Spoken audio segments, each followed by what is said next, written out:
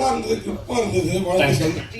ஆனால் லாஜிக்காக நிறைய விஷயம் ஒரு போலீஸ் ஆஃபீஸரால் பாதிக்கப்படுறாங்கன்னா முதல்ல அவன் முன்னாடி தாலியாக இருக்காமல் ஊரில் 71 பேர் முன்னாடி தாலியாக இருக்கணும் தப்பு இல்லையா?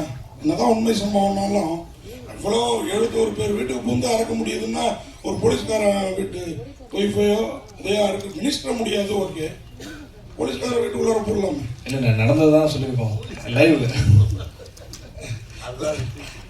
ஓகே. அதே மாதிரி அடுத்து படத்தில் ரொம்ப அழகாக போயிட்டு இருக்குது. சின்ன சின்ன விஷயம் நீங்கள் சுவாரஸ்யத்துக்காக வச்சுருக்கீங்க, அதை டிஸ்டர்ப் பண்ணுற மாதிரி இருக்குது. சமுத்திரகனி சார் பிஸ்கட்டை கொடுக்குறாரு அந்த பையனுக்கு, அப்புறம் ஏன் வாத்தியாரை மாற்றணுங்கிறாப்புல நீங்கள் முடிக்கல. அதே மாதிரி இந்த ஜீப்பு அவர் பாடம் நடத்திட்டு இருக்காரு, போலீஸ் இன்ஸ்பெக்டர் அந்த அம்மாவும் அவரும் பக்கத்துலேயே ஜீப்பை நிறுத்திட்டு இருக்காங்க. அந்த உணர்வு கூட இல்லாமல் பசங்களோட பேசிட்டு இருப்பாரு. நான் ஒரு போலீஸ் ஆஃபீஸர் வந்தால் ஒரு இது இருக்கும்ல. கண்டிப்பாக அடுத்ததுல கண்டிப்பாக மாற்றிக்கிறேன். கண்டிப்பாக அடுத்ததுல இந்த மாதிரி தப்பு எல்லாம் மாற்றிக்கிறேன் சார். பார்லேஜி இது வச்சு பிஸ்கெட் வச்சு பண்ணிருக்கீங்க, ஏதாவது ப்ரொமோஷன் வாங்கியிருக்கீங்களா? இல்லைண்ணா, அப்படி இல்லைண்ணா. ஏன்னா சமுத்திரகனி சார் தான் வச்சுனே இருக்காரு, எல்லாருக்கும் கொடுக்குறாரு. அப்படி இல்லை, அப்படி இல்லை டாக்டர் சார். சமுத்திரகனி சார் இந்த கேரக்டர் போறதுக்கு எது உங்களுக்கு கூடுதலாக இருந்தது? ஏன்னா 2000 வந்த படம் சரி அந்த சம்பவம். ஆனா அந்த ஒரு அரசியல்வாதியில ஃபர்ஸ்ட் பண்ணுவாங்க, அதையே காட்டல. ஏன் நெக்ஸ்ட் சீரியஸ்ல பண்ண போறீங்களா? இல்ல மேபி அடுத்து பிளான் பண்ணலானே. அந்த லைவ் மேட்டர் இதுல காட்ட முடியாதுல்ல. இதுல அந்த ஃபிளாஷ்பேக் என்னதும் ரிவீல் பண்ணல, அது ஹைட்ல வச்சிருவோம்.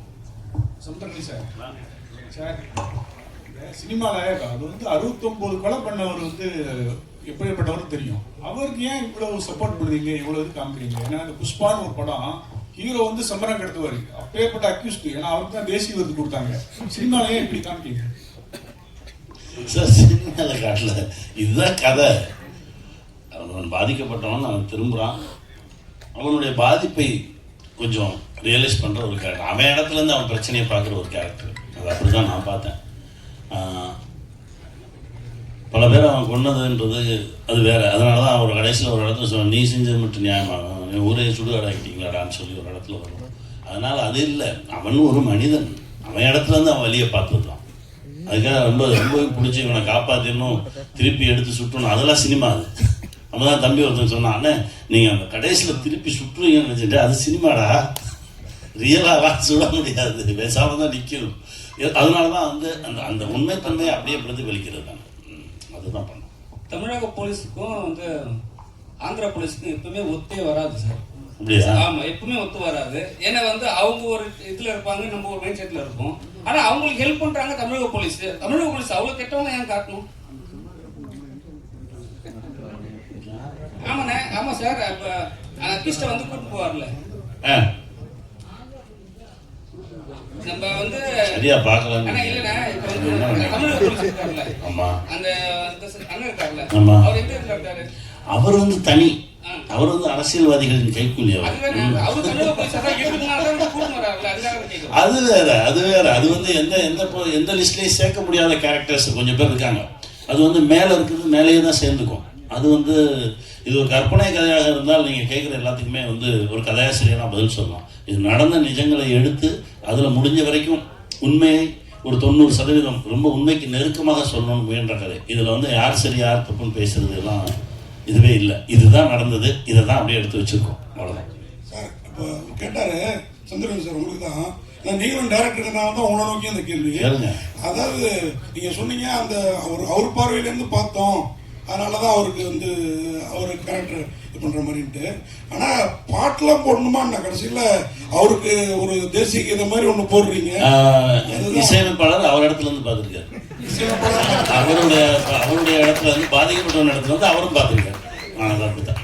அப்புறம் அழகன் தமிழ்மணி சார் உள்ள வந்ததுனால அஜய் வந்தாரா? அஜய் வந்ததுனால ஸ்கிரிப்ட்லேயே இருந்தது. அஜய் தான் முதல்ல வந்தார். அந்த இடத்துல ஒரு மினிஸ்டர் வேணும் அப்படின்றதுனால சரி நம்ம வீட்லயே ஒரு மினிஸ்டர் இருக்காரு அப்படின்னு சொல்லி கூப்பிட்டு வந்துட்டாச்சு. அப்பாவை இப்படி கட்டவரா காமிக்கணும்னு ஏதாவது சபதம் எடுத்துட்டீங்களா? ரொம்ப நல்ல மனுஷன், ப்ரொடியூசர் கவுன்சில் ரொம்ப நல்ல மனுஷன். இப்போ கூட இல்ல, அவர் எப்பவுமே நல்ல மனுஷன் தான். அவர் ஒரு நடிகரே, அவர் நடிகரா யூஸ் பண்ணுறாங்க. ஆசைப்பட்டதுனால பண்ணீங்களான்னு? அப்படி இல்லை, எப்பவுமே ஹீரோ தான் அவரு. சம்பரணி சார், சார் ஸ்டேஜில் சொன்னீங்க, இங்கே ஸ்டேஜில் சொன்னீங்க, ஸ்டேஜில் சொன்னீங்க என்னை வந்து மற்ற ஸ்டேட்ல வந்து பார்த்தீங்கன்னா ஹீரோ நிகராக வச்சு பார்த்துக்குனாங்க. அப்படி இல்லை, அதை நான் ஹீரோக்கு நிகராக வச்சு பார்த்தீங்கன்னு சொல்லலை. அவர் வரும்போது தான் கூப்பிடுவாங்க, ஏன்னா நமக்கு அதுக்கு முன்னாடி எடுக்க மாட்டாங்க. அது வந்து ஒரு பெரிய ஹீரோஸோட நடிக்கும்போது அது ஒரு சௌரியம். நீங்கள் வந்து காலைல ஒரு 11 மணிக்கு போகலாம், சாயந்தரம் 4 மணிக்கு திருப்பி வந்துடலாம். அந்த பெரிய ஹீரோக்கு என்னெல்லாம் சௌரியங்கள் இருக்கோ அதெல்லாமே துணை நடிகர்களுக்கு கிடையாது. நான் துணை நடிகர் தான், சரியா? ரொம்ப கஷ்டப்பட்டாங்க. அப்படியெல்லாம் ஒன்றும் இல்லை. எங்கே கூப்பிட்டாலும் இங்கே நடிச்சுட்டு தான் இருக்கேன், எங்கே கூப்பிட்டாலும் நடிப்பேன். நான் என் வேலை நடிப்பது.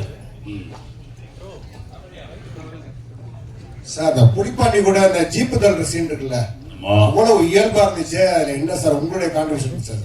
ஒன்றும் இல்லை, கதையை சொல்லும்போது அந்த முதல் சீன், அந்த ஒரு சீன் சொல்லி தான் தம்பி சொன்னார், அண்ணே இந்த நெஞ்சை நிமித்துற வேலையெல்லாம் வேண்டாம், இந்த இப்படியே முறுக்கிட்டுலாம் வரக்கூடாது, ஒர்க் அவுட் பண்ணாத, ரொம்ப டல்லாது, ஒரு ஜீப்பை கூட உன்னால் தள்ள முடியாது. அப்படிதான் ஆரம்பித்தான். நான் தள்ள முடியாது, நான் தள்ளிட்டேன். புலிப்பாண்டி பிடிச்சி பிரேக்கை போட்டு பிடிச்சிக்கிட்டாரு. அதுக்கப்புறம் தான் அவர் தள்ளினாரு. அப்போ நானும் பிரேக் அடிச்சுட்டு பிடிச்சி நின்றுக்கிட்டேன். இல்லைன்னா அது ஜீப்பை ஈஸியாக தள்ளிடலாங்க. அந்த இடத்துல அது ஒரு தேவைப்படுது. அது ஒரு சின்னமாக அந்த அந்த அலுப்போடு சேர்ந்த ஒரு நட்பும் நகைச்சுவையும், அது அவரும் நானும் நிற்கும் போது அவ்வளோ சந்தோஷமா இருக்கு. அண்ணே நன்றிண்ணே.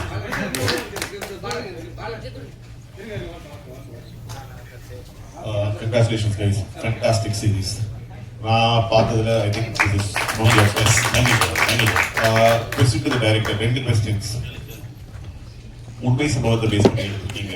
How did you, what was the spark for the story? எங்க இருந்து எப்படி இந்த ஐடியா வந்துச்சு? What caught your attention? Why did you focus on this story? 1 and 2. Thank you for bringing a talented artist like Raj to Tamil cinema. What made you decide you will cast him as the villain? Because his presence has actually elevated your series to a big extent. Please. பார்த்தீங்கன்னா நிறையா life stories பார்ப்போம். அது படிக்கும்போது இதில் வந்து ஒரு inspire என்னாச்சுன்னா, ரெண்டு பேர் வந்து ஒரு 80 கொலை பண்ணிட்டு 76 கொலை பண்ணிட்டு வெறும் தாலியாக அருணாக்கர் மட்டும் எடுத்துகிட்டு போகிறாங்க அப்படின்ற ஒரு இன்ட்ரெஸ்டிங் பாயிண்ட்டாக கிடைச்சிது.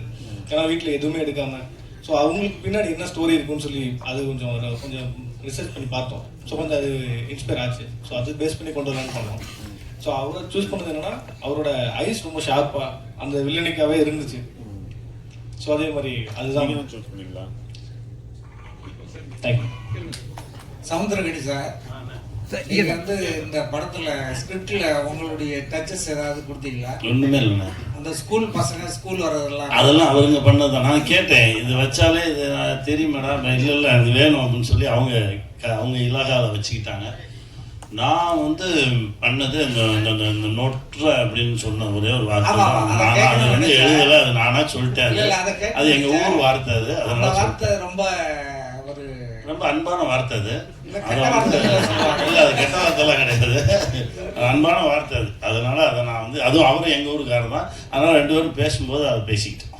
உங்க உடம்பு வந்து படத்துல வந்து கொஞ்சம் ஸ்லிமா இதா இருக்கு, இப்ப கொஞ்சம் நல்லா புஷ்டியா இருக்கீங்க. கேரக்டருக்காக அந்த படத்துக்கு அந்த ப்ராஜெக்ட் பண்ணும்போது ஒழுங்கா எதுவும் சாப்பிடாம இருக்க சொன்னாங்க. இல்லை, அவர்கிட்ட சொல்லும் போதே மூளை ரொம்ப ஷார்ப்பான ஒரு ஆள், ஆனால் பாடி வீக்கு, இதுதான் உங்களோட கேரக்டர்னு சொன்னதுனால அவர் வந்து கொஞ்சம் எக்ஸசைஸ்லாம் நிறுத்திட்டு ரொம்ப ஸ்லிம்மாக அப்படியே வந்தார். இப்போ அடுத்த கேரக்டருக்காக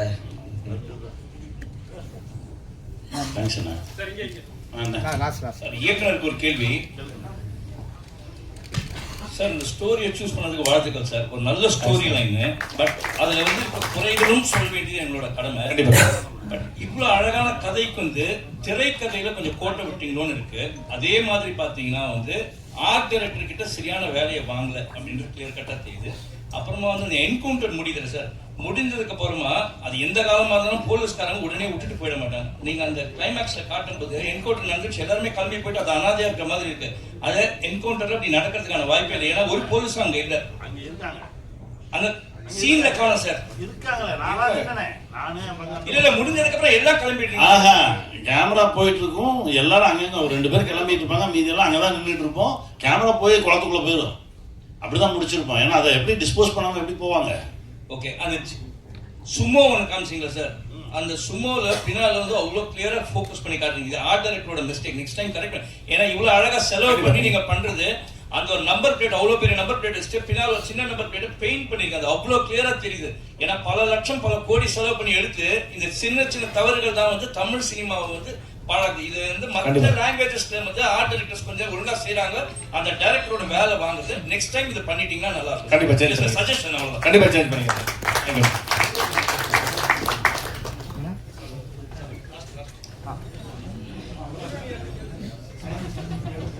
கௌசிக் சார், ஆக்சுவலி இந்த G5ல நிறையவே வந்து இந்த இன்வெஸ்டிகேஷன் த்ரில்லர்ஸ் நிறைய இருக்கு. விலங்குல இருந்து ஆரம்பிச்சு ரேகையா இருக்கட்டும், சட்டமும் நீதியா இருக்கட்டும், அந்த மாதிரி ஒரு மாதிரி இன்வெஸ்டிகேஷனாவே போகுது. அதுதான் ஆக்சுவலி செல்லிங் ப்ராடக்டா இருக்கா ஓடிடி ஆடியன்ஸ் கிட்ட?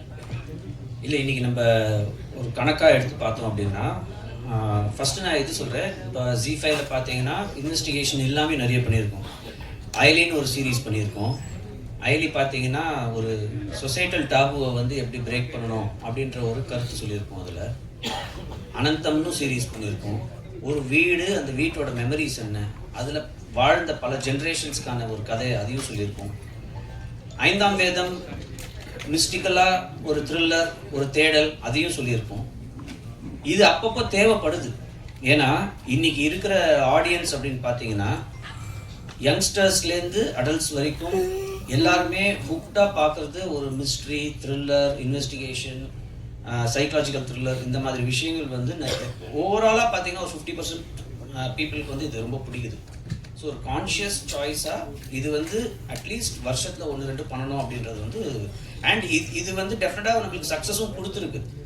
எப்போவுமே சக்ஸஸ் கொடுக்குற ஒரு ஃபார்முலா அடாப்ட் பண்ணுறது வந்து பெட்டர் அப்படின்றது வந்து எங்களோட ஸ்ட்ராட்டஜியாக வச்சு தான் இந்த மாதிரியும் பண்ணுறோம்.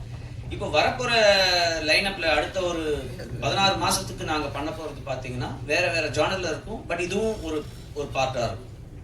கனி சார், நிறைய போலீஸ் ஸ்டோரிஸ் பண்ணியிருக்கீங்க. இது என்ன ஸ்பெஷல்? எதனால அக்செப்ட் பண்ணீங்க? சொன்னான்ல, மூளை மட்டும்தான் ஷார்ப்பு, பாடி விதிக்கு அவன் யோசிச்சிருக்கான் எதை சொன்னா இவன் வருவான் அப்படின்னு. அது சொன்ன உடனே நான் சொன்னேன், இது புதுசாக இருக்கடா. அப்பப்போ தனியாக பேசிக்குவான், ஒரு லைட்டாக அரமண்டல் மாதிரியே இருப்பான் அப்படின்னோடனே சரி இது வரைக்கும் பண்ணலையே. ஏன்னா கிட்டத்தட்ட ஒரு 42-43 படம் பண்ணியாச்சு போலீஸாக. இது கொஞ்சம் புதுசாக இருந்தது. ஆனால் அதுக்குள்ளே போக போக போக அது மாற்றிருச்சு. இப்போ நான் இன்னைக்கு பார்க்கும்போதே தெரிஞ்சது என்னமோ ஒன்று நடந்திருக்கு. அது இறை அருள் தான். சுந்தரமி சார், நீங்கள் வந்து டைரக்ஷன் தானே வந்தீங்க. பாலச்சந்திர சார்கிட்ட வந்து கற்றுக்கிட்ட வித்தை எல்லாம் படம் பண்ணி 5 வருஷம் ஆகிட்டு. வினோத சித்தம் எடுத்து முடிச்சிட்டேன். என்ன படம்? வினோத சித்தம் பண்ணி 5 வருஷம் ஆகலை. 2021, அப்புறம் 23ல் ப்ரோ பண்ணேன். இப்போ ஸ்கூல் பஸ் எடுத்து முடிச்சிட்டேன். ஃபைனல் ஒர்க் போயிட்டுருக்கு. அது அனௌன்ஸ்மெண்ட் சீக்கிரம் வரும். நான் என் வேலையை அப்பப்போ செஞ்சுட்டு தான் இருக்கேன். ரொம்ப சந்தோஷம் நீங்கள் கேட்டது. இயக்குனர் சார், ஒரு 70 கொலைகளுக்கு மேலே வந்து இந்த காட்டியிருக்கீங்க. இந்த இடத்துல நீங்கள் இதை வந்து வழக்கு கோர்ட்டுக்கு கொண்டுட்டு போகாத இந்த வெப் சீரிஸ் எடுத்துருக்கீங்க. அதுக்கு என்ன காரணம்? உண்மையாக அந்த கேஸ் எல்லாம் பெண்டிங்கில் தான் இருந்துச்சு. லாஸ்ட்டாக தான் மாட்டினாங்க. அது வரைக்கும் அந்த கேஸ்லாம் பெண்டிங்கில் தான் இருந்துச்சு. கண்டுபிடிக்கவே இல்லை. இங்கேருந்து தமிழ்நாட்டிலேருந்து போய் தான் கண்டுபிடிக்க செஞ்சாங்க.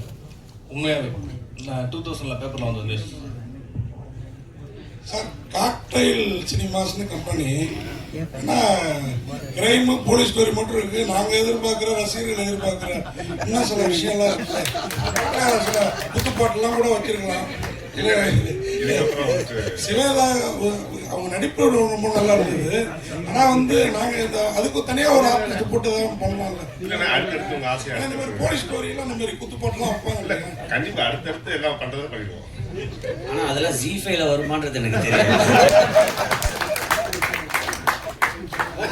தேங்க்யூ. 27ஆம் தேதி G5ல ரிலீஸ் ஆக போகிற ஒரு வெப் சீரிஸ் தடயம் எப்போதும் ஒரு பரபரப்பான வெற்றியாக அடையணும். இப்போது தடயத்துடைய ஒரு ப்ரிடிக்ஷன் எடுக்கலாம்.